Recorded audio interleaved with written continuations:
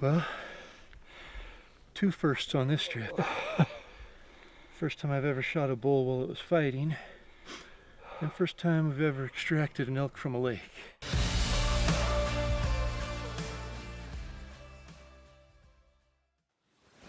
Welcome to the final episode of Destination Elk V5. And before we get into some of the details and some of the reliving of the season, we just want to take a minute as a group and thank you, the viewers, for allowing us to share our elk season with you. Without you guys tuning in and providing us with the feedback that helps us with the format of the show and supporting what we do, it wouldn't be near as much fun for us. So thanks for sticking with us. This is fifth season, and a lot of you have watched from the beginning. If you haven't, you can go back and watch all the episodes because they live right here on YouTube. But I also want to thank our sponsors. And again, the sponsors have been with us, most of them, since the beginning. And that's Yeti, Mountain Ops, the Rocky Mountain Elk Foundation, and Peaks Equipment. And we'll talk more about the Peaks Equipment involvement and the big giveaway they're doing a little later in the episode. But please support them. And when I say support them, I don't mean go out and buy everything they have. They would love that if you did that. But keep in mind that they are providing financially so that we can do this and provide it for free for you guys to watch. And any support we can give them, I know they would appreciate it and we would appreciate it, because the feedback that they get from everybody year after year makes them excited to come back and be involved. So we truly appreciate those partnerships. It's not just, hey, we need some money to do a cool project. They are true partners, and we believe 100% in their products and gear. So thank those sponsors and make sure that they feel some love and some appreciation from the awesome viewers out there. And then lastly, our video guys. We had pretty much all new video guys this year. John, who's been our guy, I think he's been on every hunt with us since like 2015 or something, took a year off, and a much needed year off to hunt with some friends and with his children. But we had 3 video guys that we've never really used before. One of which we knew, and still, despite knowing him, we brought him along anyway. But better judgment. Yeah, against our better judgment. So, but no, Roy came from North Carolina, and Bridgers down in Utah. He filmed with the Scousins, and then our good friend Ty Stubblefield was willing, I guess is the best word, to follow you two knuckleheads around. He drew the short straw. Yeah, he did. So big thank you to them. And then of course John is behind the scenes making all the magic happen, putting everything together, doing all the editing. So big thank you to those guys for making it possible. And then this group of guys right here. It's not easy letting a camera guy follow you along. I keep giving these guys outs. I tell Shannon and Corey every year, if you guys just want to do your own thing like you used to do, I understand. We want you involved. And like, no, we love it. And Scousins, there's some areas that they hunt that are in wilderness, and we can't get film permits in wilderness. So if they want to hunt there and be on Destination Elk, they can't make it happen. There's nothing we can do. And I keep giving them outs. Hey, if you guys want to go hunt that wilderness area and take a year off, but they keep coming back. So appreciate them. And then Tyler and Lenny, it seems last year they were really successful. This year it's more comic relief, I think, that we got from them.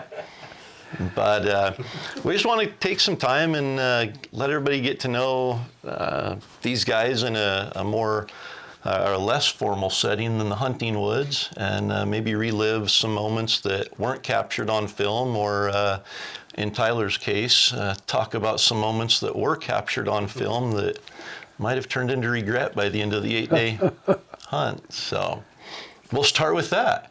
Tyler, any regrets from the season? Well, honestly, I don't want to say for a cool video and like a cool elk hunting, educational, like entertaining point of view, yes, I have a regret. And that's obviously, I saw some comments about passing up a 5 Some comments? at 10 yards opening day. which Lenny can speak on that also moving forward. Poor lonely Jimmy. It was like a. You named him. We named him. It's hard to kill something you name. It really is. It really is. Lonely Jimmy. It was kind of a pet by the end. It was. It was the only elk we could find in like a 10-mile square area. And I honestly, where we were hunting, we kind of have this. I mean, we've killed some really good mature bulls back in there, and that's kind of the norm. Like, oh yeah, no worries, we'll find a big mature bull. But like, my freezer is full of. I've got a moose from 5 years ago. I've got a caribou from 2 years ago. I've got some elk. I've got some deer, and like my freezer is really full. So, without saying I'm a trophy hunter, I knew I didn't need meat as bad this year, especially with 4 other family members that are hunting. I didn't really need meat, so I'm like, I want to shoot a big bull, and the further I get from the vehicle, The bigger that bull needs to be. Right? And so, full freezer still, several miles, several times, like 3 miles from the vehicle. Lonely Jimmy just didn't, he wasn't quite. Didn't make the cut. And I thought Lonely Jimmy would look a lot cooler next year or the year after. And Hold on. You're really going back. next year or the year after. But you're talking about going back in the future. So someday I can't not go back there. I don't know. After watching some of that, Yeah, we might have to give it a few years. Yeah, we'll give it a few years. Maybe we'll see what kind of. Yeah, I don't know. well, and we I'm got to see. I'm not itching to go back there next year. I'll just say that. Good. But it would, You are learning It slowly. would be good to see Lonely Jimmy again, for sure. And there's a whole several more days of Lonely Jimmy. So I do regret, because the footage would have been really cool. Oh yeah. 10 yards away, right there. Yeah. Footage. So I regret that part of it. Yeah, and he came from like 500 yards Yeah, away. the poor guy works so hard. I was like, no way he's coming in, no way. And then he just kept coming. And then he just kept calling him in, and just like the deadfall he had to come through, and Oh my God. it was like he had to cross through Pandora's box, and then it was just like he got here. Good for him. Good for him. So anyway, I do regret the footage part of it, and but I kind of had set in my mind what I kind of wanted to do, and keep in mind I fully expected to see at least another 10 head of 10 bulls in the next 6 days, 7 days, and so that we didn't. If I had known I probably wasn't going to see anything else the rest of the season, maybe it would have been different. That which goes to a lot of like, never pass up on the first day what you shoot the last day. Yes. You were desperately looking for little Jimmy on the last day. Yes, I would have shot little Jimmy's little brother the last day, no doubt. And I think what people didn't see was the third time, or the third call-in.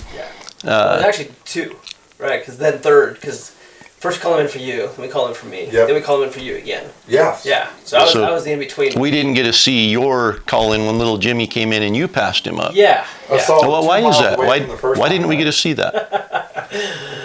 We had a little technical difficulties, huh? What was his name? So, Ty stumbled. Oh, cameraman Ty. Cameraman Ty. 3-arrow Ty. Oh, yeah. He was doing such an awesome job, too. Yes. And he was, like, so serious about it. He was. He was getting it right. He was awesome. And then, camera was full, or we had some old footage on there. No, he had old grabbed footage. a card. Yeah. We got a card, and he forgot to Format He it. just assumed the card was empty. Yep. And so it didn't get formatted, and all of a sudden, the card was like full Yeah.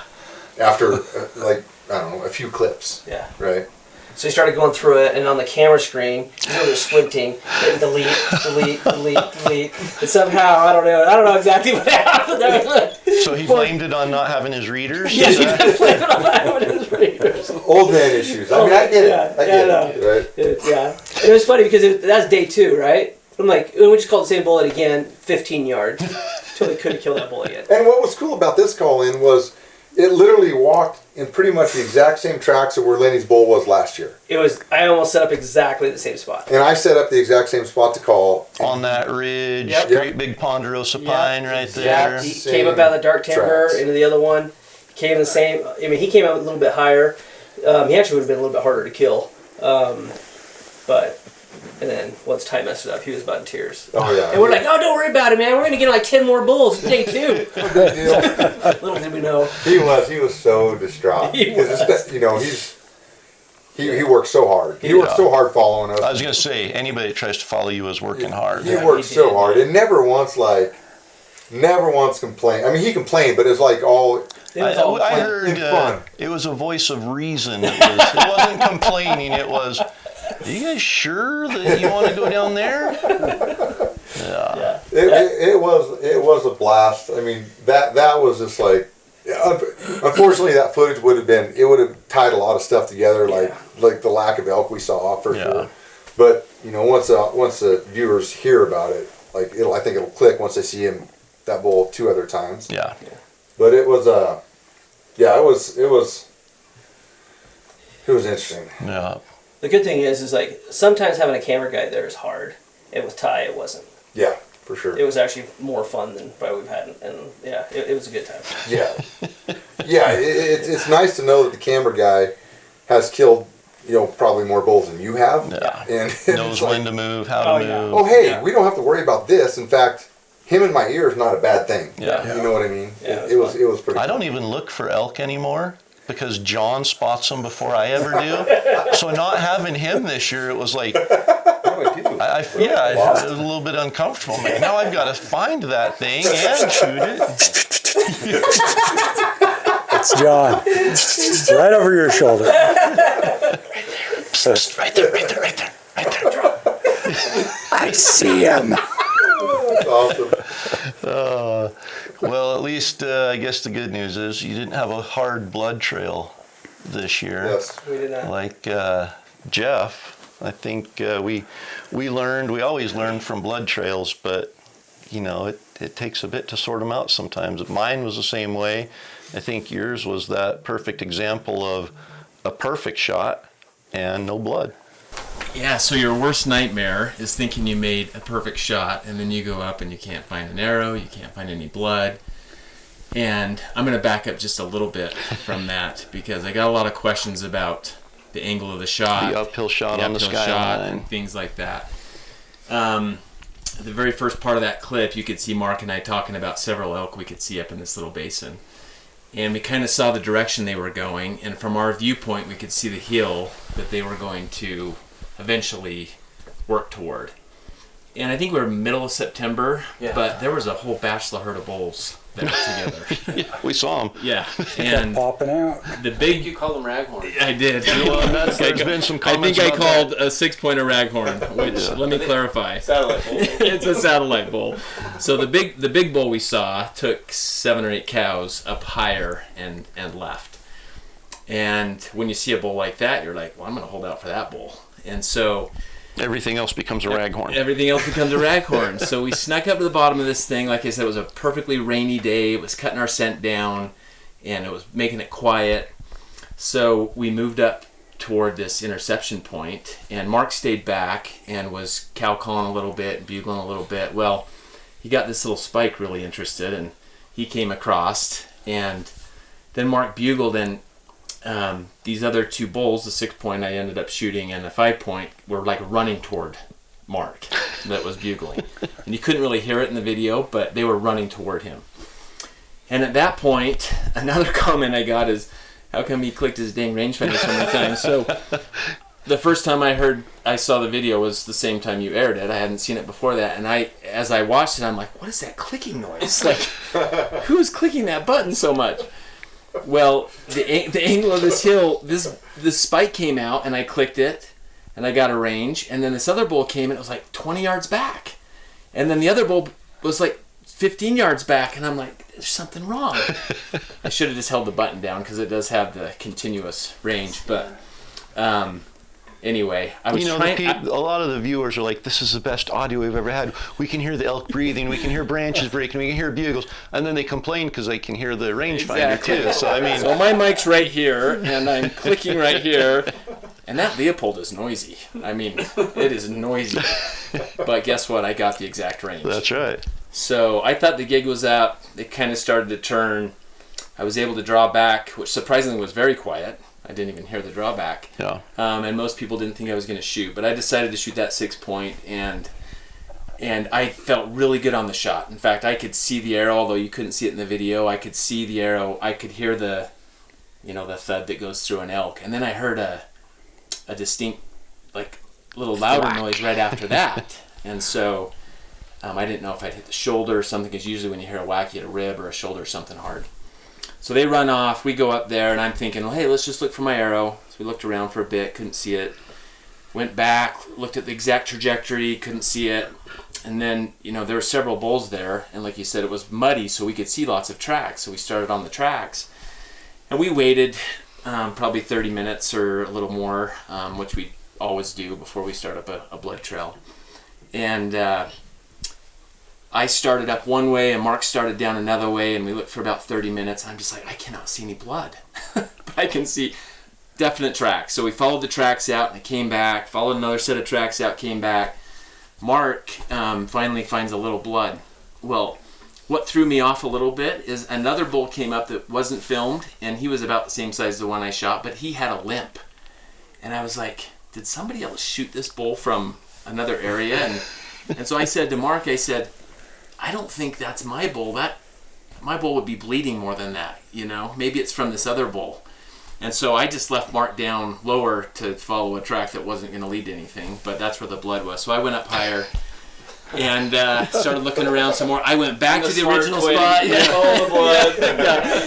Yeah. There's the smoke, there's the fire. So anyway. It's probably not going to lead to anything. Yeah, it's probably not going to lead to anything. So anyway, I was so happy when Mark yelled to me and says, "You're not going to believe this." We'd spread out, we'd gridded back and forth. He says, I can see your bull down there. And it was funny because this is like an hour and a half later, and we're just like so frustrated. And maybe viewers have experienced this before. You're like, gosh, we know that bull's on this hillside somewhere, but it was just super frustrating. And you get to that point where you're just like, we just got to start doing our grids. And so I'd hit Jeff on the radio and I said, hey, I'm gonna work down the hill, you guys work up the hill. I no sooner had said that, I looked down and I could see his, like 75 yards below me, I saw this antler sticking up.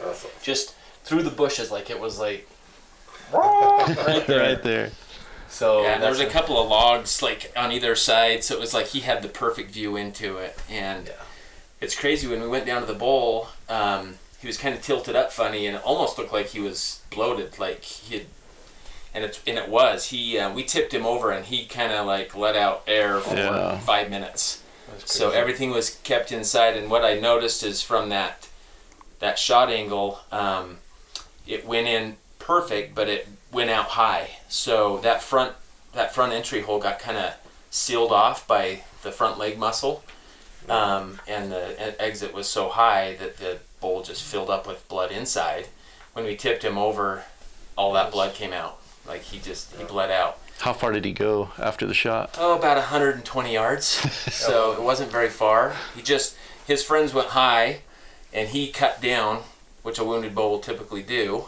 And so I'm glad Mark followed it. But yeah, he kind of split off to the right and went down, and ended up piling up. So the one thing that we kind of realized too is, and you mentioned this in an earlier kind of success, Rocky Mountain Elk strategy for success, but basically when you shoot a bull, it is so important to just be quiet for a minute. Do maybe a couple quick calls, but be quiet and see if you can hear directionally, you can hear, snapping of limbs, twigs. What was really challenging here is we were on the cusp of that hill and it was all grass, so you can't hear, when they went over the edge, and so that's why we knew general direction that they went, but we couldn't hear anything. It was silent right after that. So, and it had rained, so the ground was really soft, and so it just made it extra challenging. But. So last part here, we took care of the bull. Bridger had forgotten his rain. He had a covering for his camera, and he left it down where we had originally shot the bull.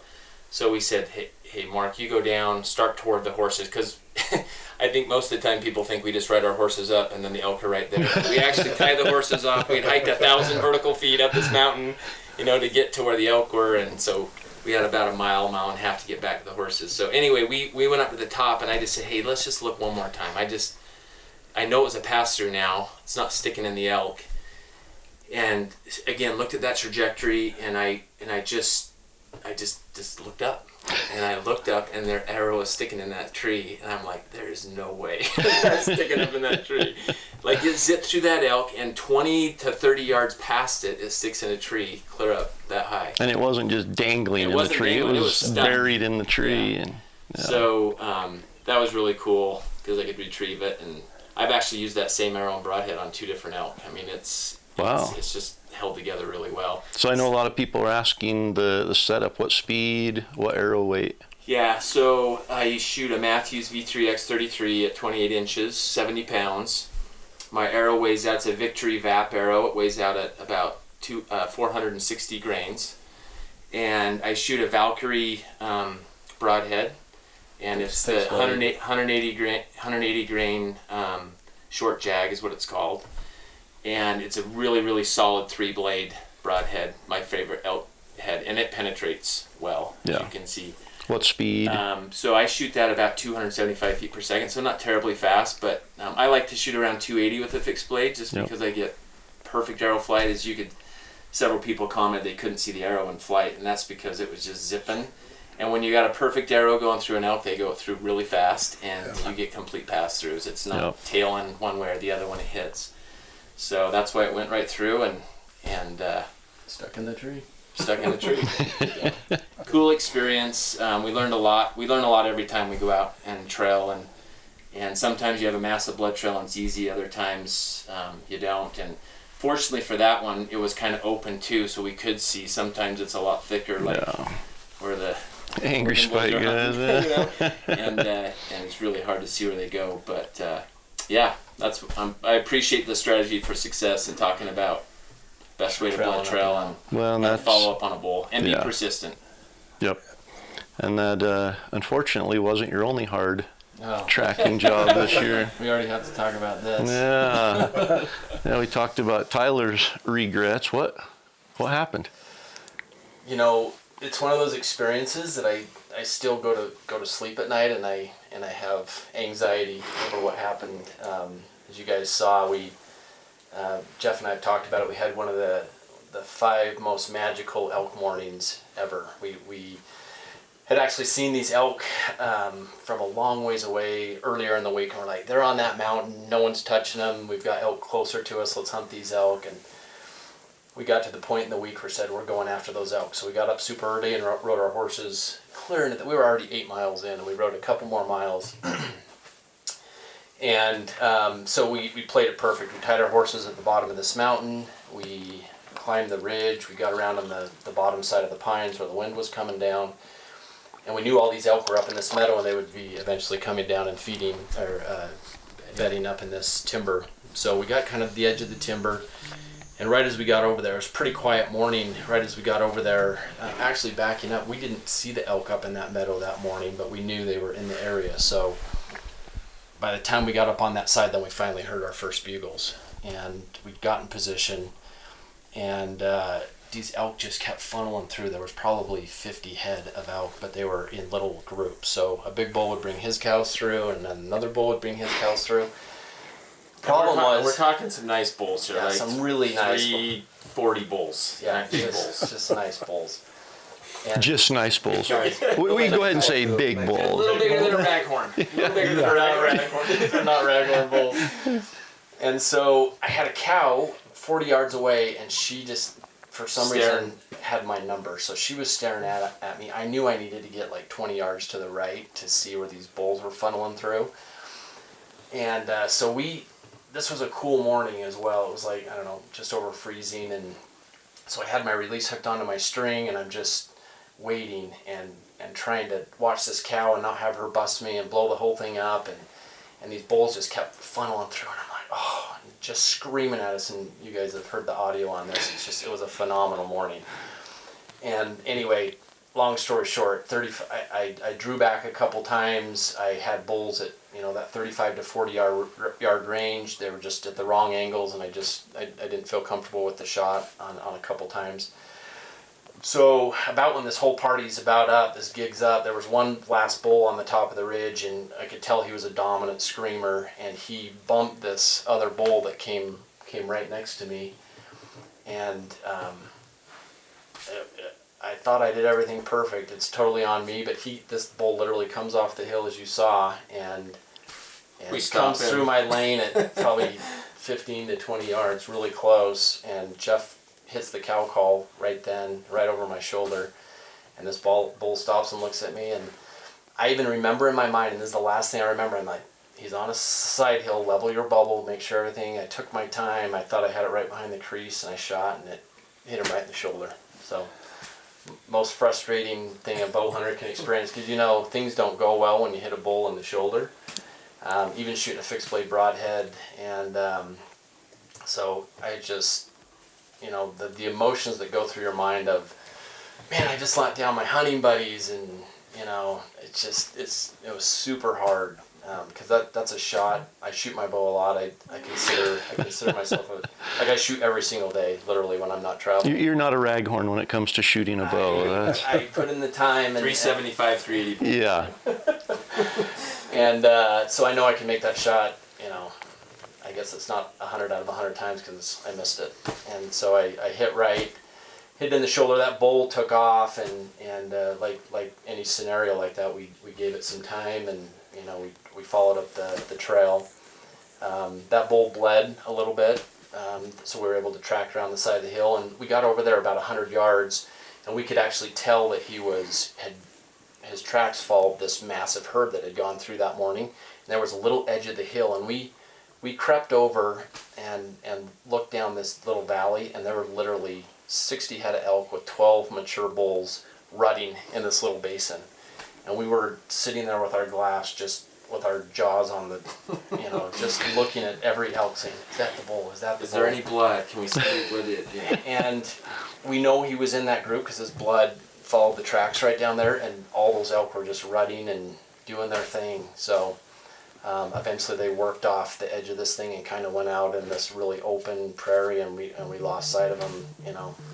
They went clear down in there. So super frustrating. We obviously it's impossible to track a track when there's 50 head of elk going off a hill. So we did the best we could to find more blood. There was no more blood. So anyway, super frustrating for me. I decided to punch my tag at that point and just said, look, I respect these animals, and that was it for me in this hunt. So we had also gotten Jeff's bull a few days earlier, and we had hung it in this creek bottom.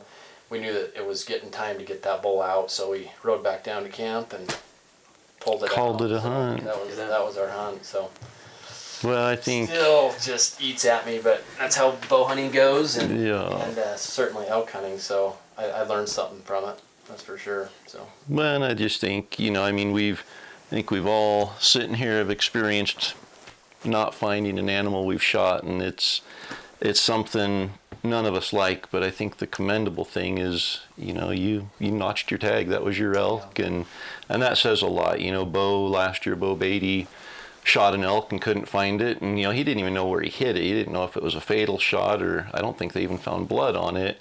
But he did what he felt was right and notched his tag, and that's, I think we all want to fill a tag and a freezer. Yeah. But sometimes we get our shot and it doesn't go the right way, but it says a lot about your character to notch a tag, and especially 12 mature bulls in a group of 60. You could easily went down there and had another 3 days of incredible hunting. And yeah, that was a rough one. We left them on the hill to hunt another day for sure. So.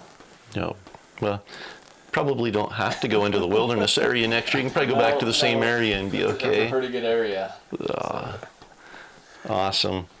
Well, I'm going to save Donnie's story for a little bit here, but I know it's going to be entertaining. And usually Donnie's the guy that gets his bull on the first day, but this year it was somebody else. Shannon was able to fill a tag on a, what do they call them over there? A swamp donkey or? Yeah, one of them brush bulls. A brush bull, a Roosevelt coastal rainforest animal. Yeah, I never, I used to hunt this area a lot. And as time went on, we just kept migrating farther away. And so we decided to go back to where we kind of started. And so just revisiting some of the old places I used to go. Had some friends camp out over there with us this year, and kind of changed our tactics a little bit. Instead of, hunting, 100 miles a day, trying to find bulls and moving around, bouncing around the state, we decided to kind of stick local and just kind of work them a little harder. So we were bouncing around early, just trying to see what that terrain had to offer. And I got an answer. And as you can see in the videos, we really weren't ready to get dirty. So put our boots on, had to kind of halfway load my pack. And luckily we were as fast as we were. Yeah. Actually, it probably couldn't have worked out any better timing-wise. Because it was about 400 yards away, and he went 350. We probably went close to 50. From the vehicle. 67 steps to be. I haven't actually taped that out, but it's got to be roughly 50 yards. And but there was a little opening there, and I mean little is like 20 yards long. That's a big opening over there. You're right, and especially right there where that was, and about probably 3 yards wide, just enough for me to stand in. And unfortunately, it was on a little bit of a slope, and I had a much better view than the camera did, just so you know. I wasn't shooting through all of that. A little of that, but not all of it. And, he came straight out, and he stopped right, honestly, in the right kind of way I needed him to stop to slip that arrow in front of that near shoulder. And, so that was a question I saw a lot. Was it broadside? Was it frontal? So he was quartering two. He was quartering two. Yeah, it's not a frontal. It's kind of a misconception. Is I don't shoot elk, in the brisket, and we had to adapt to the calling bulls in that thick brush. Is you're probably rarely going to get a broadside. Maybe when they're turning to run away from you, but that's pretty hard to time. So, just you study an animal. The body of them, it's basically a quarter and away shot in reverse. So I slipped it right in front of that near shoulder, and it just exits out the back side of it, and he went probably 30 yards. And again, back to that strategy for success is especially there where you don't see, and we got a lot of brush, so all the information I'm getting after the shot is all by sound. So I could hear him. He ran at first, so the initial bust. Then call him. Yeah, right away you call, and I knew it was pretty much a done deal when I 15 yards and the arrow went. Hey, right that's not an easy shot. My apologies. It is when they're narrower. Actually, it can be a very challenging shot. That's a true story. Did you have the full view of the elk? Yeah. So the brush gave me a lot of confidence. Clarify. And as soon as he turned and I listened, I heard the initial bust away, and then kind of a little bit of stumbling, then a thud, and that kicking sound. That is the telltale sound. And I'm picturing all what's going on in my head. And it pretty much played out exactly how it looked when we finally walked up on him.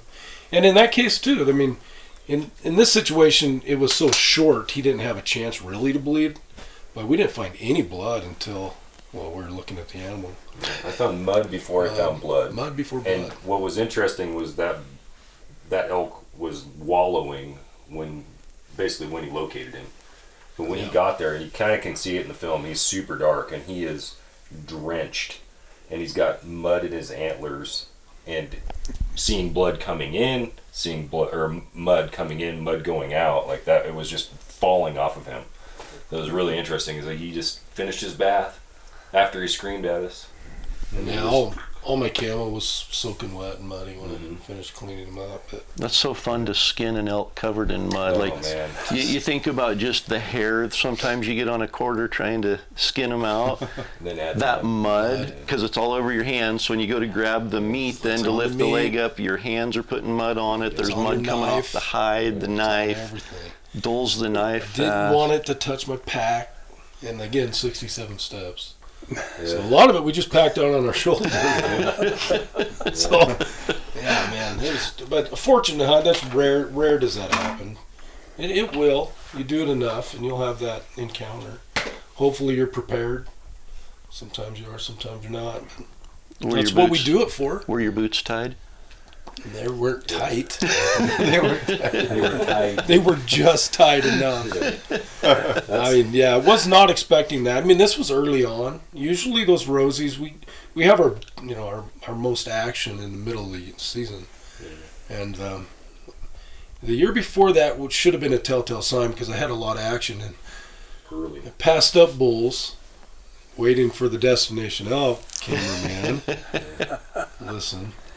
And didn't get another chance. Well, I had one at the very end, but it really wasn't a shot opportunity. This year, I just wasn't giving destination elk that opportunity. Well, so- fortunately, because Roy was filming for us, Yeah. and he literally, the day we got done, got in his car and drove from Idaho over to the coast, Yeah. and he showed up, I think that night, didn't he? Yeah, he was at met us camp at when we camp. got back. Yeah. So Yeah, fortunately, so- Corey had the camera and grabbed it and turned it on, and Yeah. And we, as you know, like we didn't even have our boots on. We weren't really anticipating on having that type of an encounter. We're basically scouting, knowing Roy's there the next day. We're going to be filming and going. So unfortunately, sorry to the viewers, like I didn't film a lot during the day, but we did pick that area apart like we normally would, where we found a rub on one side of a major drainage, found another rub, kind of like you talked about in some of the strategies for success. And as you guys know, like we're on the road a lot, so we found 3 really good rubs. And at the end, if you drew a line to those 3 rubs and where that bull died, he was actually in the middle between 2 of them and in a straight line from where they were. So we just mark all those out on Onyx, and where we ended up coming all the way around that drainage and Shannon shooting that bull was exactly what we would expect. It just wasn't as much sign as we normally see of a 300 plus inch mature Roosevelt. So That was early though. yeah, so I do apologize for not getting more pre-footage. And then once I had the camera in my hand and we were getting ready, and all of a sudden that bull fires back at us, it was like, oh, this is going on right now. So we're scrambling to get into position. So as Shannon moves back in, we can hear that bull coming, kind of in an S line. And at one point I'm trying to get his attention, think he's coming through this one lane, and then he stopped, and then we wait, and then all of a sudden, boom, here it's coming. So I'm on the wrong side of Shannon, knowing that he's a left-handed shooter, and I got hung up on the right side. So the footage is over his back as opposed to being over his bow, which is where I would have preferred to have been. But that whole thing went down in seconds. well, So we it's- wouldn't hire you as a cameraman anyway. No, so. well, yeah, I mean, I never got a paycheck, so never have. Until I do, I'm not going to be on the right side of Shannon. But yeah, I saying I should have waited one more step because I knew he didn't have a camera angle. Yeah. But You know what was cool though is I watched it, I think 2 or 3 times just in the editing and reviewing and everything, and didn't realize you could actually see the ant. Like I didn't realize that you could see the bull, and then John put a circle there to highlight where it was. I'm like, oh, Yeah. it's right He's there. there. And Where if is you he out zoom there? in on it, Yeah. you can see the bull. He Yeah. is there. I just didn't zoom in because at that short of a distance, I He's zoomed in a little there. bit. He was there, I promise.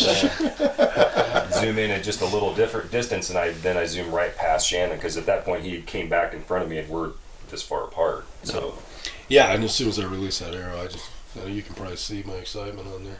It's a monster Roosevelt, man. Yeah. I've been hunting these things for There were long quite a few time. comments about your excitement he level. almost smiled. Yeah, you can see my excitement there. I mean, it was kind of a crooked half smile there.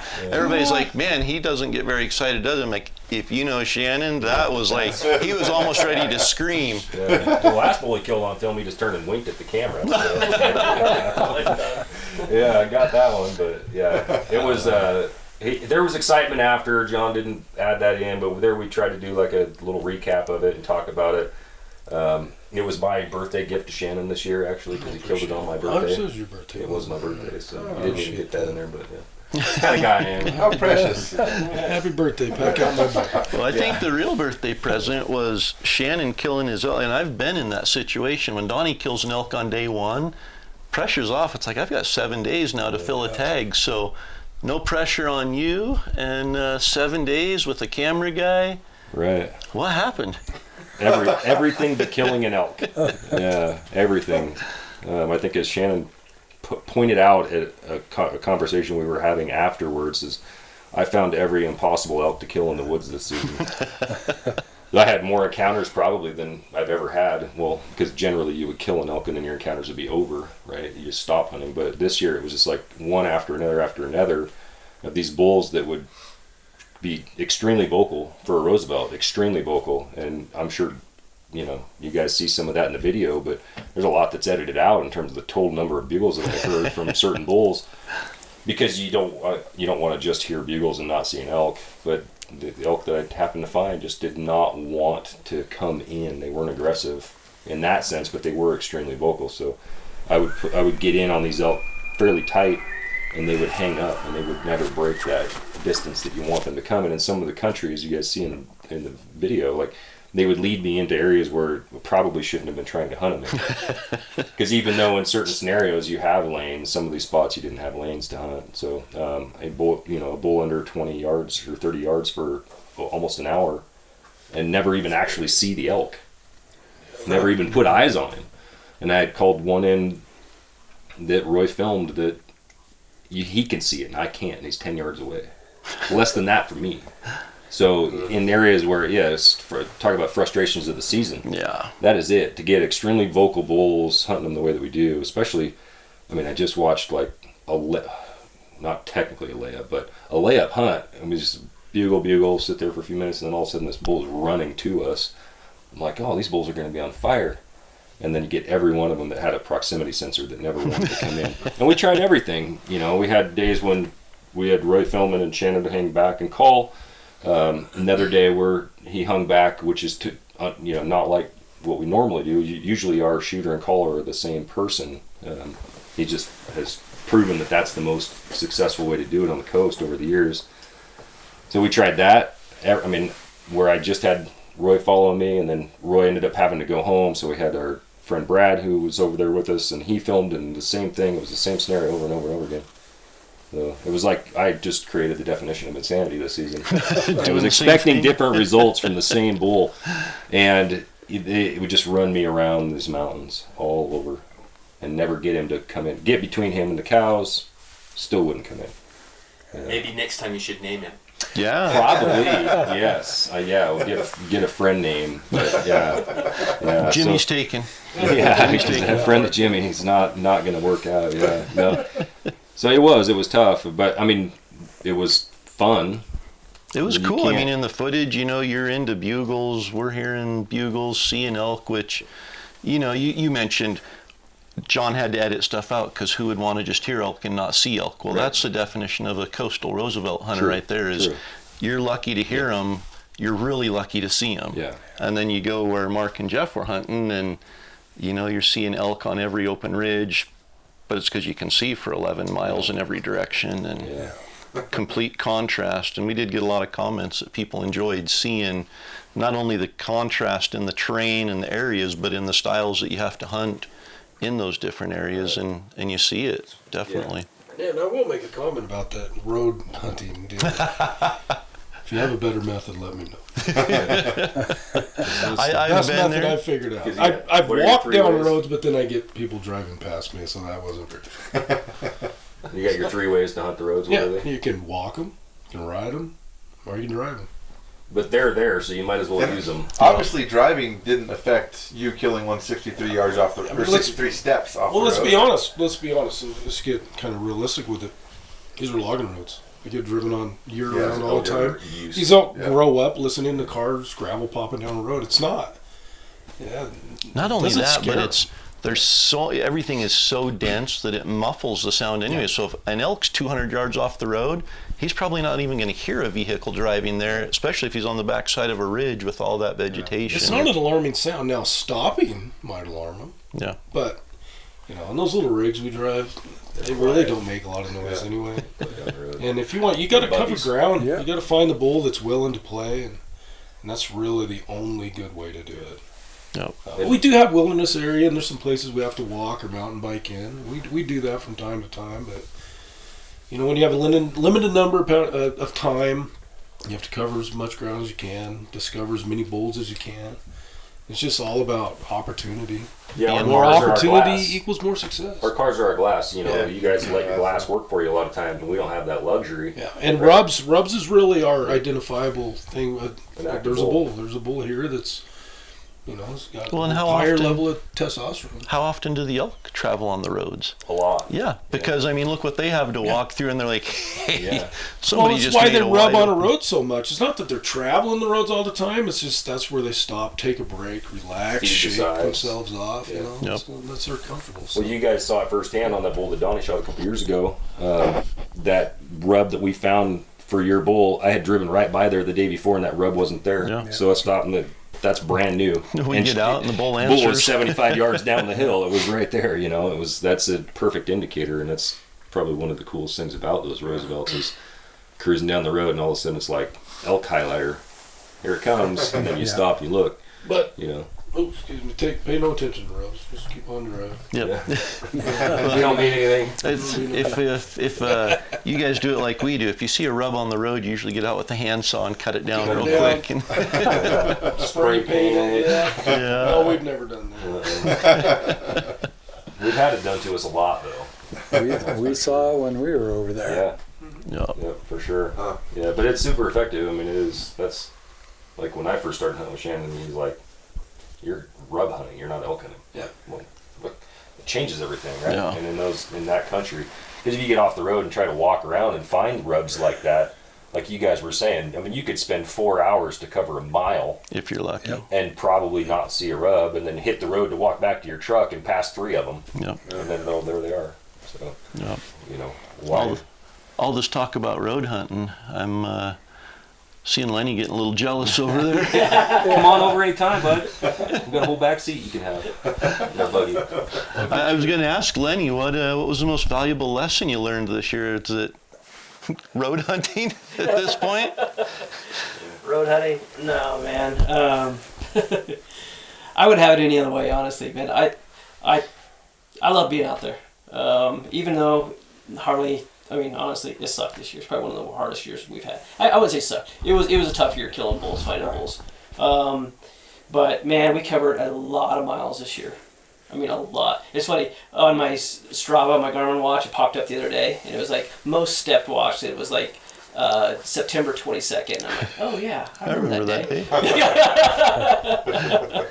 I mean, we hiked a lot of miles, we covered a lot of ground. I mean, yeah. And this year, because where we normally go, it sucked. We popped around a couple different places, and probably the hardest thing this year is normally our strategy is like find a place, like you're sleeping there, you're getting up in the morning, like you eventually find them. And this year it just didn't work that way. It's like we're like morning, night, evening, and no bugles. And so finally after 4 days, we went to a couple different spots, and then by the time we finally found them, it was over. It was the last day. What was different this year? Why weren't the elk in there? I wish I knew, honestly. There wasn't wolf sign, honestly. I wish I could blame it on that. No wolf sign, not a track. Yeah, there really wasn't. Well, if there's no elk there, why would the wolves be there? that is what we... Seriously, we talked about that. Yeah, we did talk about that. I mean, sometimes wolf sign's not a bad thing. You know that the elk are there. Yeah. There was no wolf sign. A lot of bear sign. No wolf sign. It was dry, but it's been dry in other years. Yeah. And so, I mean, I can't blame it on that. I really don't know what it is. Normally when you're backpacking, you're sleeping out there every night, like, you hear them at some point and you pin them down. And it just did not happen that way this year. Yeah, every night we go to bed like, oh, we're going to hear them tonight. We're in such a good spot. We can hear every direction. Like, wake up in the morning, do you hear anything? Nothing. Yeah. Hey, you guys need to take your earplugs out and you can hear the bulls. Yeah, I was going to ask favorite pieces of gear this year, and Tyler already said it was earplugs. It really helps to locate them at night. Yeah. I mean, we're setting our alarm like at 4 a.m., Yeah. getting up and ripping bugles, just hoping that something would hit, and nothing would hit. And in that country, I mean, you can't, the video doesn't do a good job of showing the vastness of it and how much country a bugle is touching. Yes. And for you to bugle at 4 a.m. Yeah. in that kind of country and not even get a response, Yeah. on September, you started hunting on what, the 20th or something? Yep. So you hunted prime time, peak rut, end of September Yeah.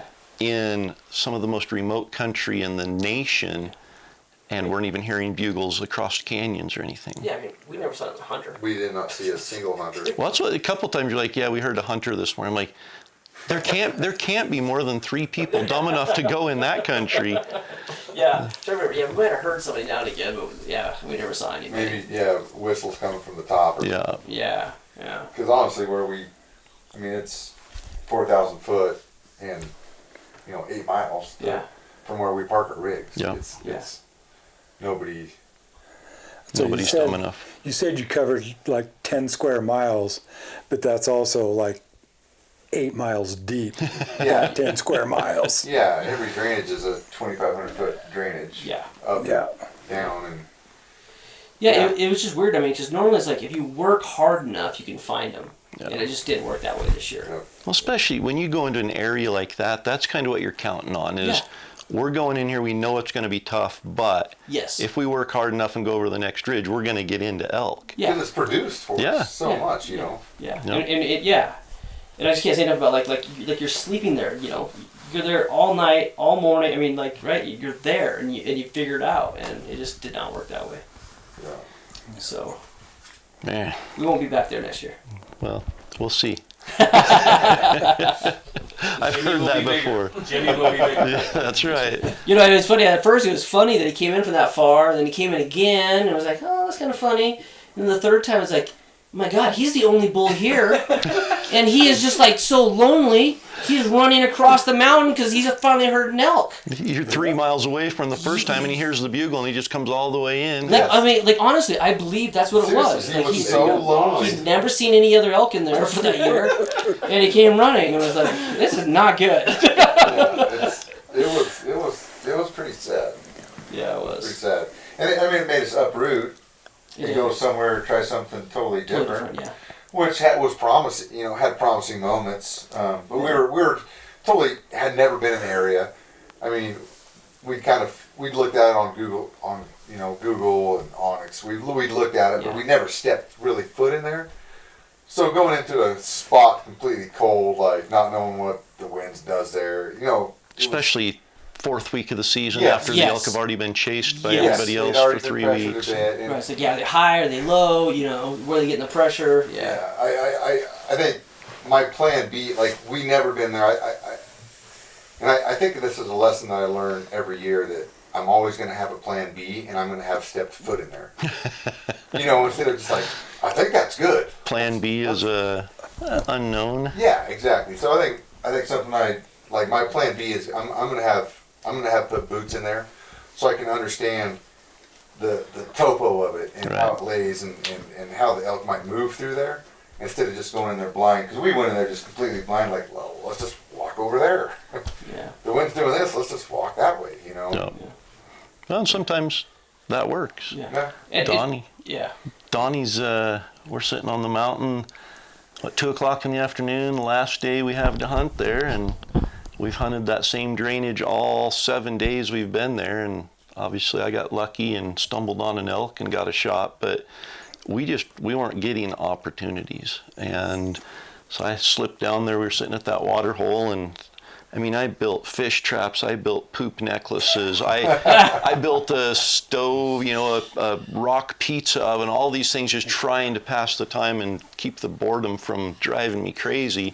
So I'm sitting there, I've whittled in the tree, I wrote no elk on the tree with my knife, and finally I'm like, I can't sit here until dark. So I'm like, hey, what do you want to do? We have 2 choices. We can sit here and hope that something changes, even though it hasn't in the last 13 hunts that we've done the same thing on. Yeah. Or we can completely uproot and go into this drainage we've never even been to before and put all our marbles in that basket. And not only were all the marbles in the basket, it seemed like all the elk were in that drainage as well. Yes. Yeah, we saw enough elk for 2 drainages in the one that's all the elk that we did see. That's why none of them were where we were. Yeah. So it was a good move to relocate back 2 drainages away from where we were, and we start hearing bugles, and we start hearing And them it's like, come wait, in. hold on. Wait a minute. That Was was a that just an bugle. echo? Yeah. Was that? That wasn't me, was it?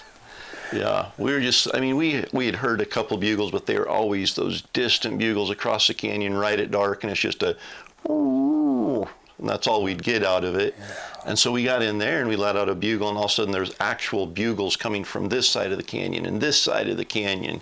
And before we know it, elk are getting closer and closer, and it, you know, it's unfortunate we waited until the evening of day 7 to have an actual elk hunting encounter. Yeah. But I think we ended up with 3 or 4 encounters in about an hour and a half. Yeah, and I probably could have shot those first 2 bulls. That they were just outside of where I was comfortable, and they're kind of quartering to, and the way they were right there, it looked like they may be able to come over and walk towards us. Corey had a good spot at the back. I knew that he was being able to sweep back and forth to direct the elk which way to be able to pull them in front of me. And it was working perfectly. There were 2 6 points, what were they, 60 yards off to your left there. So I made my way all around the meadow, got clear to the other side of the meadow, and got pretty aggressive, thinking, okay, I'm going to be able to pull them at least along the edge of the meadow, if not out in front of Donnie. And then little Jimmy's cousin came from the top of the mountain running through the meadow. I mean, his legs were just flopping like, I hear cows, I hear cows. And he's coming across there. And now I'm caught on the wrong side of the meadow thinking, if I could be behind Donnie right now, this bull would walk on top of Donnie. Yeah. And fortunately, he turned and, you know, got a little uncomfortable being in the middle of the meadow and kind of hugged over a little closer. Yeah. But it worked out.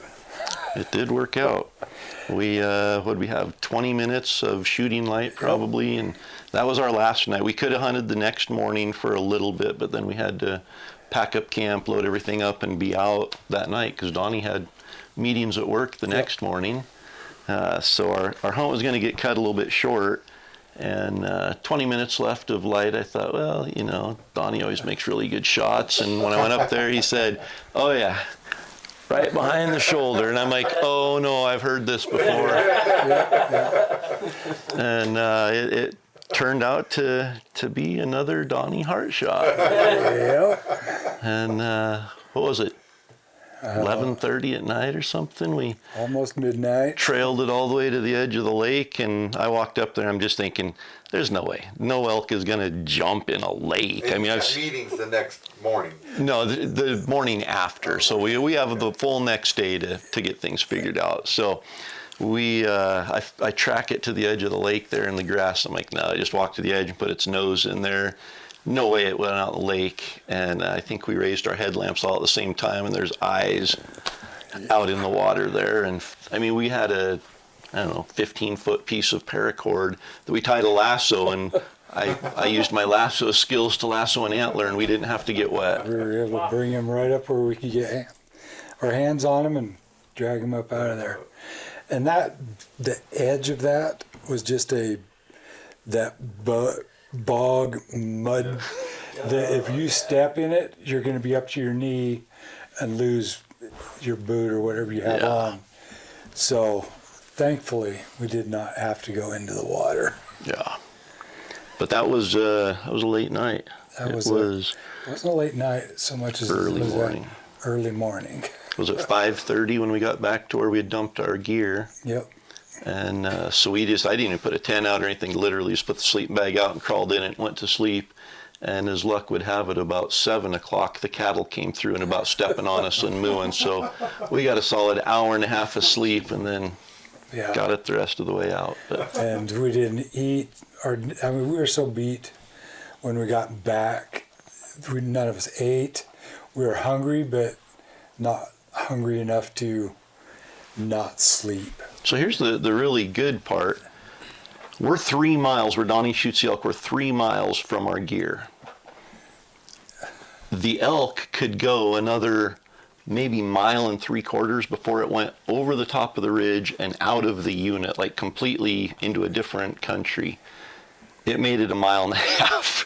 So not only were we 3.5 miles from the gear, after we got in tracking it, we're 5 miles from the gear. So it ran the absolute wrong direction.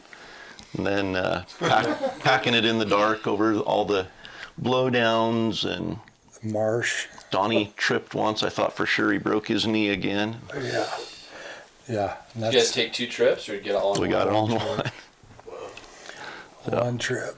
Load Roy up and send him his way. Yeah, Roy did great. He packed. He got to pack a good heavy load, and He packed and we were switching packs. yeah. Well, we switched packs after. So Donnie didn't just trip and fall. Donnie got his feet tangled on a blowdown and went straight down. Like no hands out to catch him, no foot out to catch him. It was just a straight fall. And he hit the ground. His face is in brush and everything. And he let out maybe a little whimper. Whimper. So I went back and lifted his pack and said, "Your pack is pretty heavy. Let's switch." And so we did. We started switching packs because it was he had the heavier pack for a ways. My wife was watching the footage, and she had some advice for you, Donnie. Uh-huh. She saw you were dragging a little bit, and that you could maybe get in a little better shape, and she suggested that you do more lunges. And I said that would be quite a stretch. Yeah, exactly. Wow. We have The Scousins up in the dad jokes. somebody just stepped up and volunteered for next year. I don't think Destination Elk would be Destination Elk without Donnie's dad jokes. Most of our viewers would not be viewers without those. No, they would. They've threatened that. If Donnie ever quits telling dad jokes, we're done. Yeah.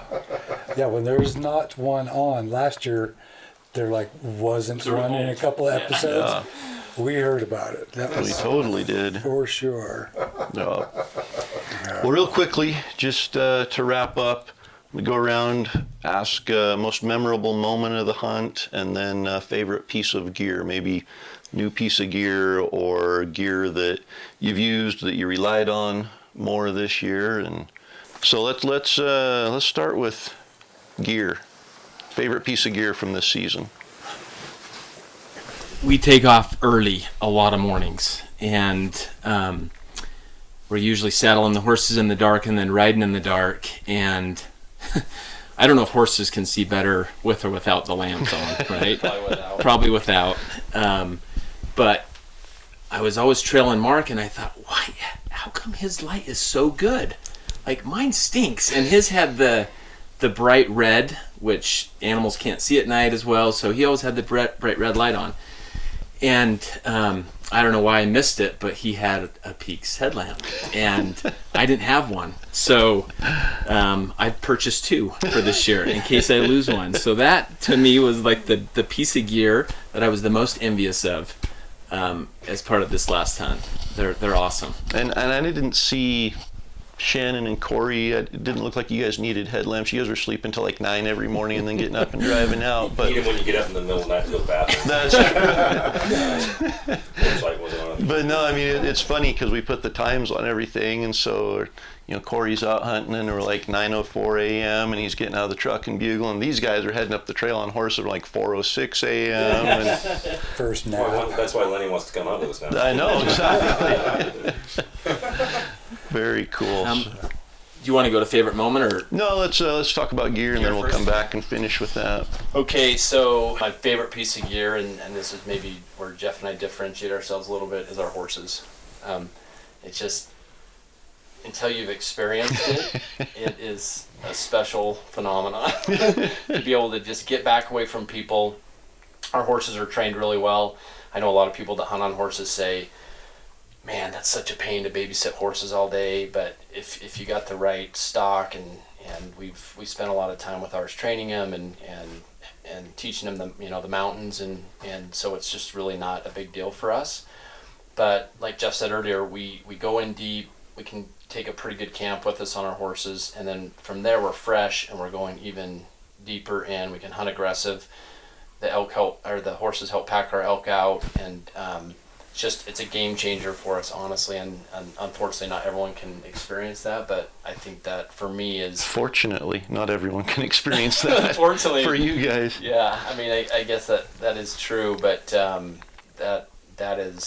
that's one thing that I think really, like, I heard comments about, man, the Scousins are always getting into elk, and it's just because we cover so much stinking country. Yeah. And it doesn't really show that on the video, but we're just hitting so much area that we just you hunt elk where they're at, not where you think they're going to be, and we're able to do that on horses. So very cool.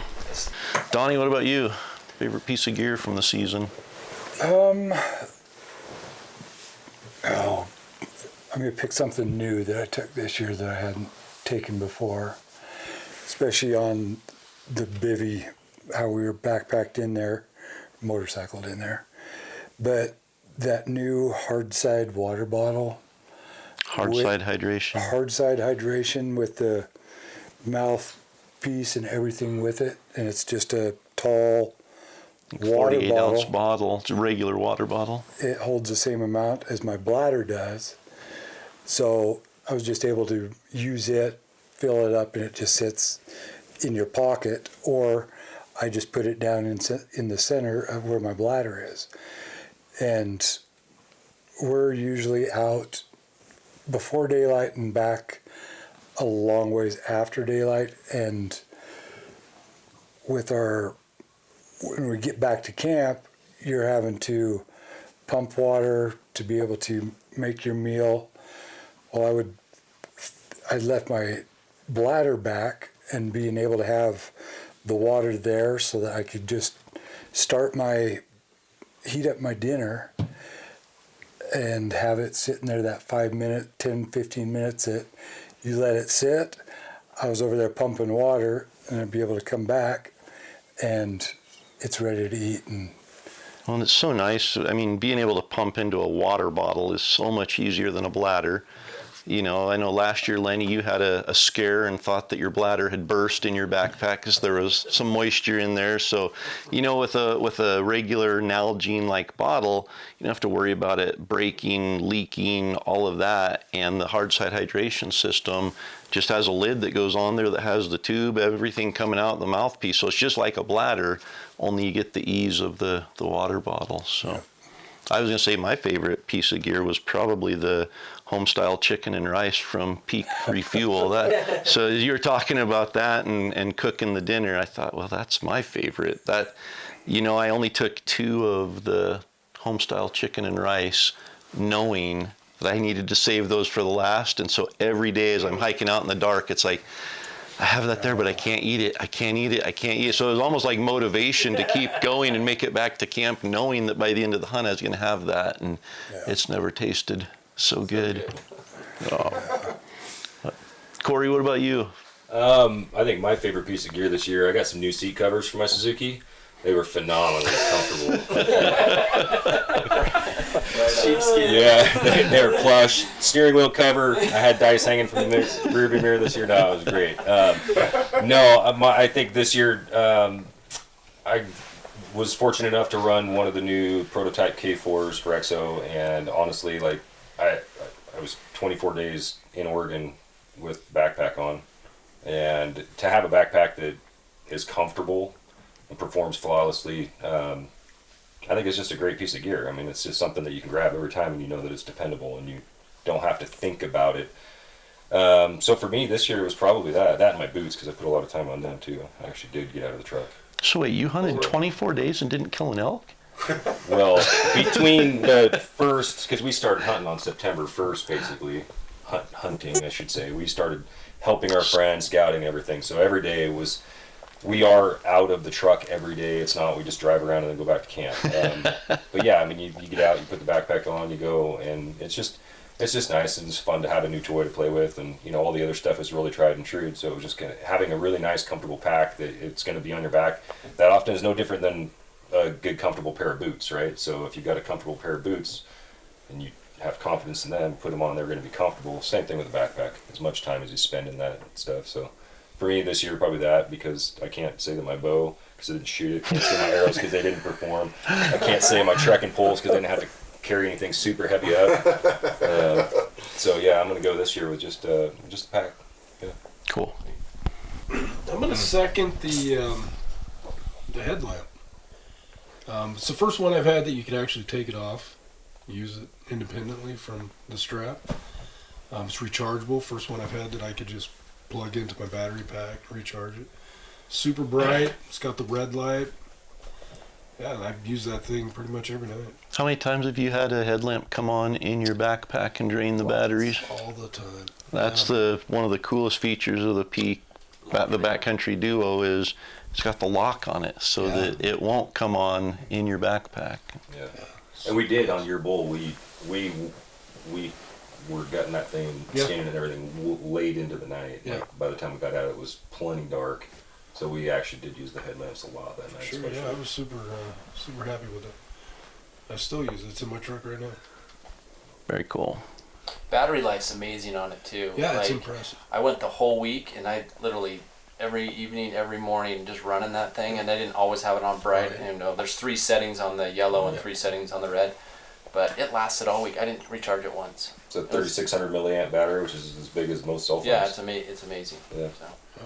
Very cool. I should have known this question was coming. I'm gonna have to defer this to Lenny until I can think for a second longer. Are you ready?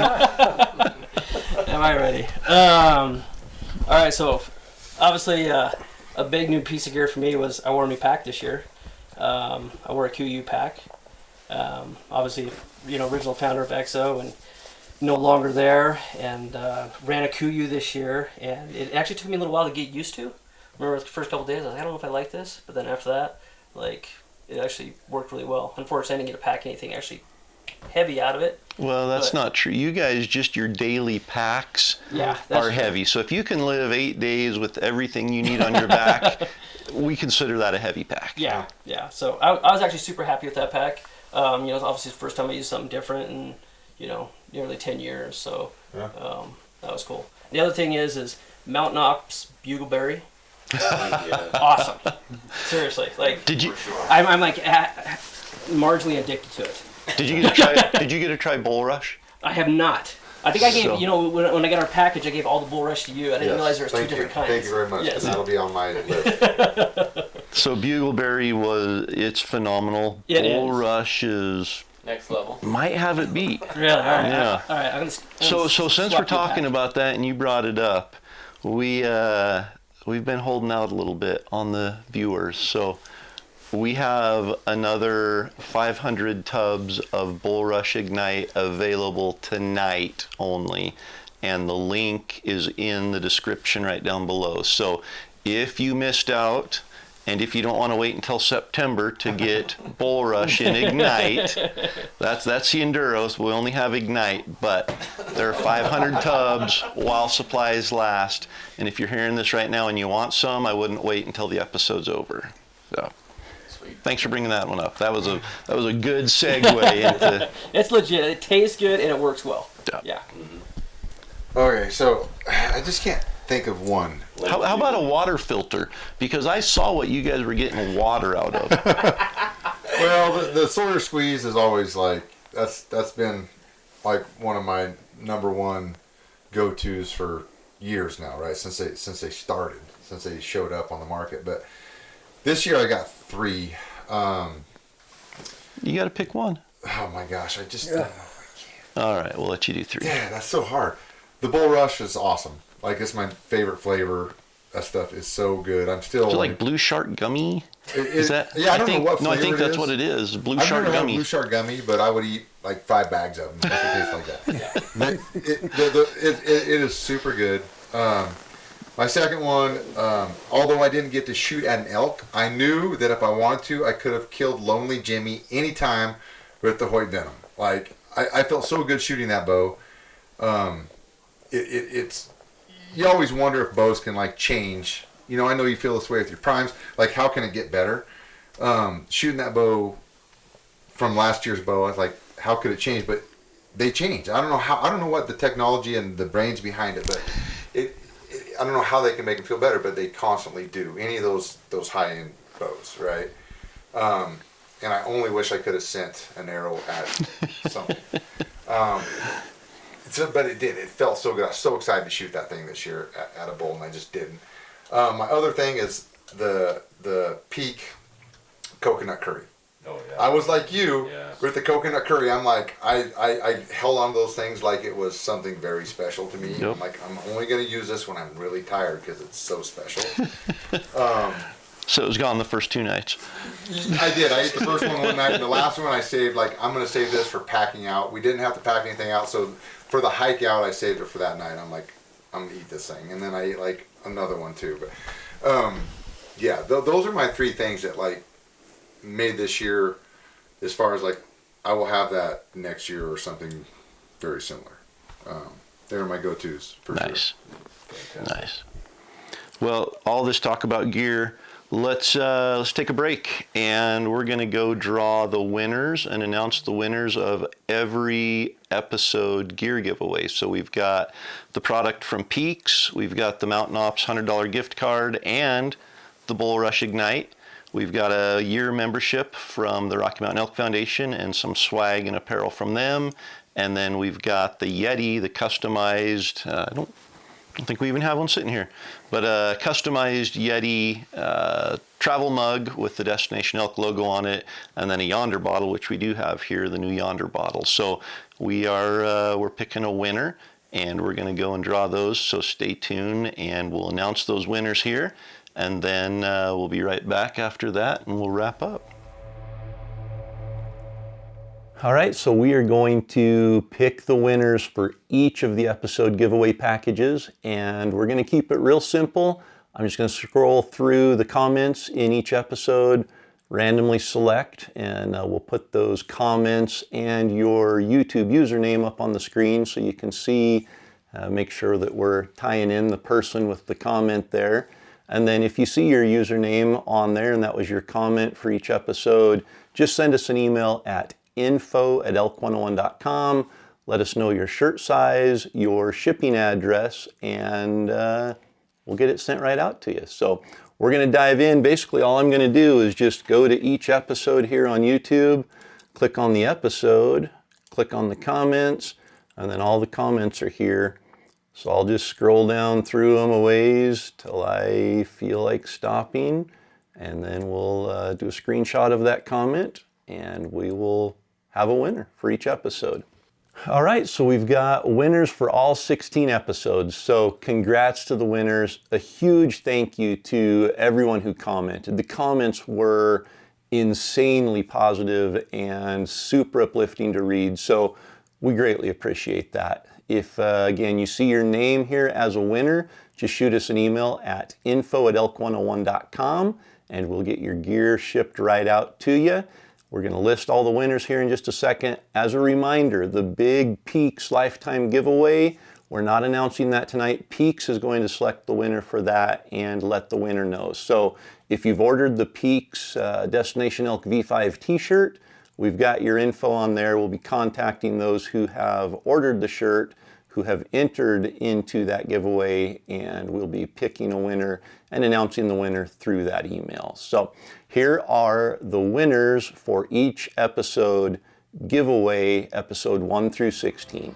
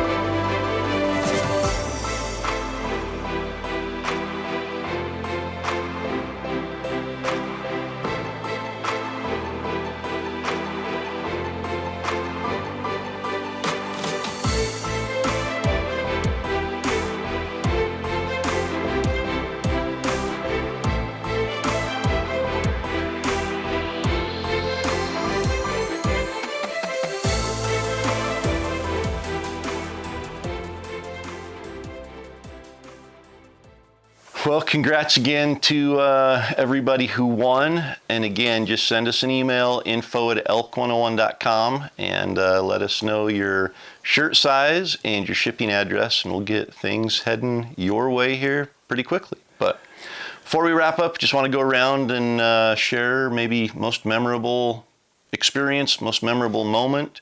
And we'll start over here with Lenny. And I know Lenny and Tyler, there's, it may not have been a pack out or a successful story or anything, but you got to hunt with Ty Stubblefield. So I know there's something memorable in there. It may not be able to be. We might not be able to say some of it. Yeah. Scarred. Don't get us banned from YouTube by talking about. Yeah, we'd probably definitely get banned. It wasn't an elk, but it's probably like I think it was day 7. And it was the craziest windstorm. Oh, yeah. We camped out on this knob, and like you could just see for miles and miles and miles. You could actually see a fire way over in Oregon. Yep. I mean, I don't know how far away that was. And we actually used, this is kind of topic, we used a night mode on the iPhone to take some pictures of the sky. If you've ever tried that, it is absolutely amazing. Yeah. Like you see stars that you can't even see with your naked eye. It's incredible. But no, literally that night we're on this knob, open knob, dude, it was like 50-mile-an-hour winds. Like I literally thought I was going to blow away that night. Yeah. It was... And lightning cracking off way off, like, in the distance. It was one of those nights where you had to yell out, "Tyler, you still there?" Yeah, okay. It was... Yeah, it was crazy. I mean, I woke up in the morning. There's like my tent had dust all blowing in it, and that was. It's one of those nights where it's like a little scary because it was like it was fun, but I love that part of it. Remind you you're alive. It totally does. Yeah. Yeah. And you're just a speck in time, and it just reminds you of that how small you are in this world, and it's humbling, and you need that. Yep. Yeah. Nice. Tyler? Mine was probably, I just, elk hunting is so awesome, so special. Even though we only had 3 encounters, they're all encounters that were within 10 yards, and I don't care if it's a spike or a 380-inch 6-point, at 10 yards, and seeing an elk be elk, and how an elk responds, and just watching their nose flare, and watching their eyes dart. I think it's just, there's not much that, I don't know if there's anything that beats it, for me, just seeing that, seeing how they are and what they do, and how far you can push it, and just learning from that. That's probably my favorite part. I don't care, like I said, spike, giant 6, I don't care. It's just awesome having them that close where you can see them in the eyes and almost kind of crawl inside their brain a little bit. Very cool. Wait, I think I said one more thing. Yeah. Tyler and I, we've been together for a long time, and this might be the first year I saw Tyler kind of get pissed at me. Maybe the second time. One was with John. Oh, yeah. No, when you were saying get back, and I thought you were fist pumping. Yes. Yeah. Get back. No, get back. Yeah. But it was so frustrating this year. Like Tyler and I, we've hunted together a long time. We get along well. But it was funny. By the end of it, we were kind of we worked hard, and it was that was actually memorable when the thunder started cracking, it started snowing, and it was last day, and those bulls were bugling, and the cows busted. And that was. Oh yeah. Yeah. Our last ditch effort. It was the last effort. Yeah.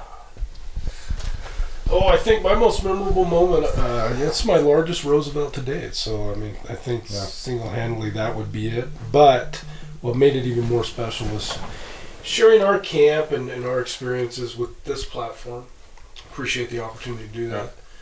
And, it was a unique year in the fact that we had wonderful weather, great people, gave Corey an opportunity to prove himself by himself with his own cameraman for 22 out of the 24 days or something. That was very generous of you. Yeah. No, it's fun. Roy is a super nice guy. Great guy to be around. Yeah.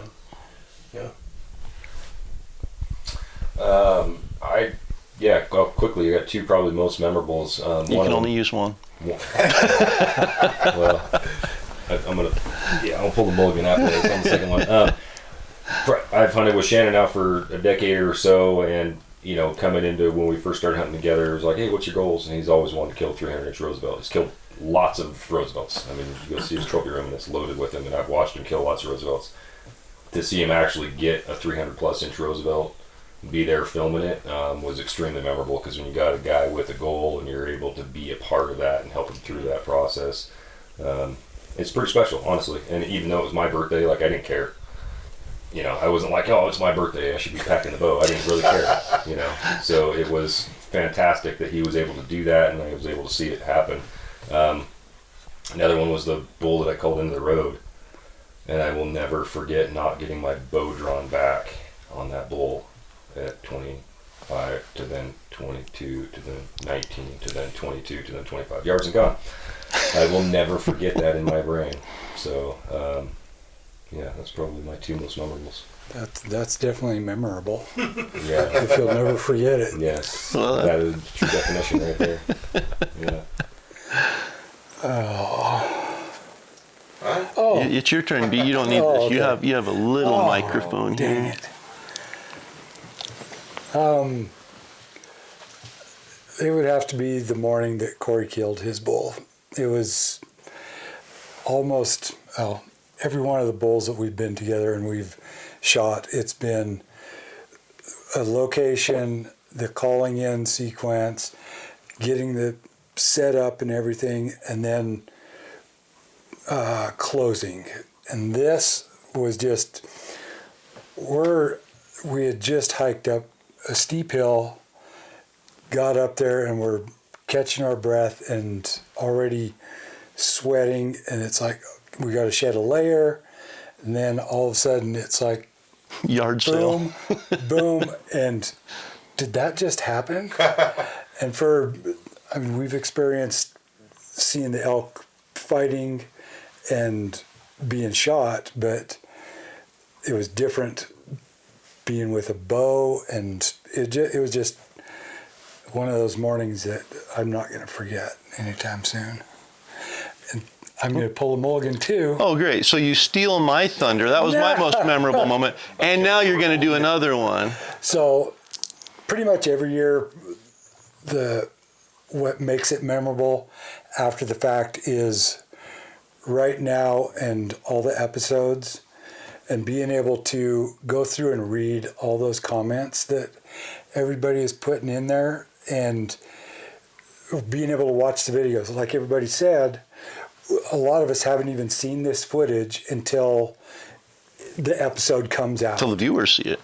And we're watching it with you for the first time, and then you're putting all the comments out there, we're reading it, and we're feeling the same excitement, and everybody is picking out different little things that we think that only we knew about, or we saw, or we experienced, but being able to share that with everybody is very memorable and brings the season back to life.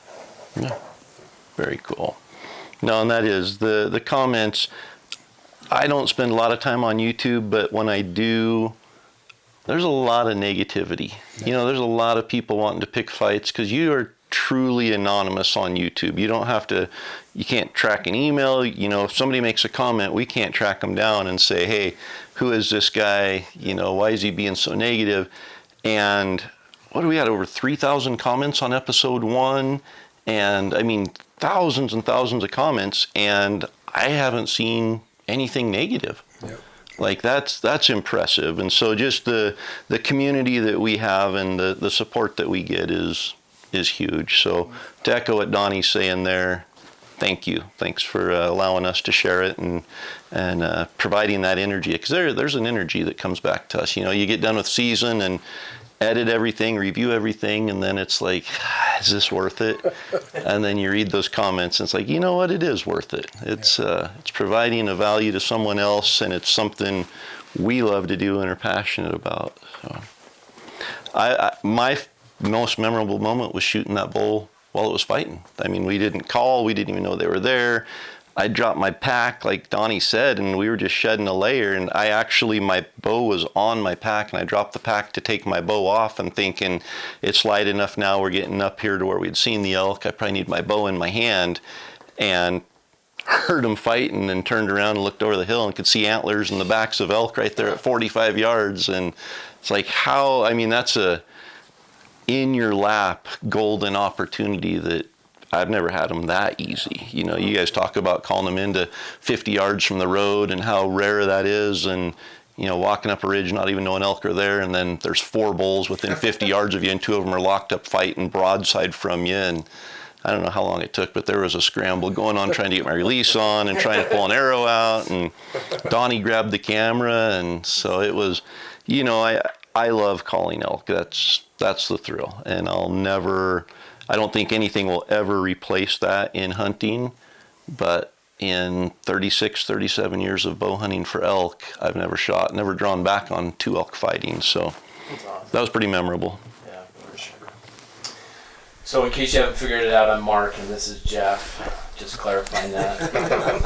There was a lot of comments. How do you tell the twins apart? Just look at their face. Just look at their face. It's the hat. We usually have some camouflage on in the fall too. So. But I absolutely love elk hunting, and so when I look back at every year, there's something to learn from every single year. And so, maybe a little different direction, but and I think I can maybe speak for all of us, that these things don't happen. We don't get to go spend this much time in the woods without supportive families, and we've got awesome families that let us go do this. Thank you, sweetie, for letting us go do this, because it's amazing. We love it. We pour into this 365. You know, everything we do, Jeff and I work out every day. It's really to get in shape for elk season, and that's, you know, that allows us to see an elk 3 miles away and say there's no barriers for us to go after that elk just because we put in the time and energy other parts of the year. So I'm super grateful for good health and the ability to go pursue these awesome animals for most of the month of September. And so that's I guess just something I wanted to share from a gratitude standpoint. The fitness part is super important to us. I've kind of already shared my most memorable. It wasn't like my most positive memory this fall, but certainly learned from that bull. You can screw up a 20-yard shot. That's what I learned. But anyway, I think love being a part of the community and love chasing elk every fall with my bro. So Yeah, that is awesome. Having a twin brother that you can share the experience with is pretty sweet. So as we were riding into camp, about half a mile from camp, it was in the afternoon, we had a bear just off the side of the trail, and it was just coming up from the water, and it doesn't seem to matter when we're on the horses that the other animals just don't seem to be afraid. So we rode by this bear, went into camp, set it up, shot my bull, and we, like Mark said earlier, hung my bull up. It was about 150 yards from camp, and we tried to hang it next to the river in a very shady spot that's covered, and it's kind of hard to get to. And we put up a meat pole and knew that we'd probably have to have it there for 4 or 5 days while we continued hunting. We didn't want to haul it all the way out and then come all the way back in. One night it was dark, and these guys were making some dinner, and I said, I'm going to go check the meat. We just got back from hunting, see if any bears had found it. And so I was hiking in there, and it's pretty tricky. You have to cross a stream and get to this area, and it's tucked in a little hidey hole. Well, I checked the meat, everything looked fine. When we hang it in these game bags, they're reflective, so when you see the reflection in the dark, you think it's eyes, So you kind of like, okay, that's just the game bag. So anyway, I checked the meat, everything was fine. I was walking away, and I just crossed the creek and was walking back to camp, and it's a ways back. I turned my headlamp off, and all of a sudden, I heard this crash behind me, like a huge crash behind me. It made me jump out of my skin, and I'm like, what was that? Did the elk pole the meat was on fall to the ground, or what was that? But it was just, it still gives me like tingles and shivers, because it was just like, it was pitch black. And so I said, well, now I got to go back and check the meat, because I didn't know if something was on it. So I went back and checked it, and it was fine. A big huge tree had fallen right as I was walking away, and crashed down right by where the meat was hanging. So that was a memorable experience for me in the middle of the night. But anyway, I appreciate this opportunity as well. It's been so fun for me to go and look at the comments, and I've even responded to a few, where they've asked certain questions, and I think we can never take for granted the opportunity that we have to go into the hills and experience what we experience, because there's so many that wish they could do what we do and have a desire to do that, and so they're kind of living through us a little bit, and so that brings me great joy, and it's fun to be a part of that. Hey, just one thing I remembered about your bear comment. So did you hear about those guys that let that bear into the gym? No. I don't actually know what happened, but I heard they got shredded. Mic drop. That one megahertz.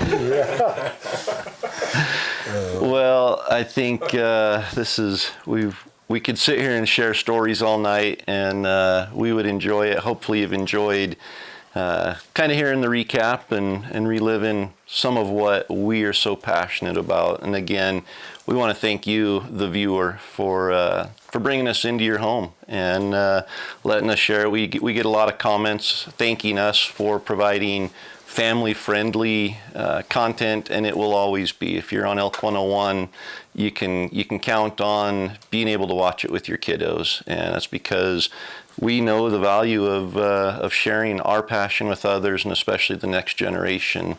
And our partners in this have the same vision. The Rocky Mountain Elk Foundation, they're ensuring that there's habitat in elk, not for us, but for the future.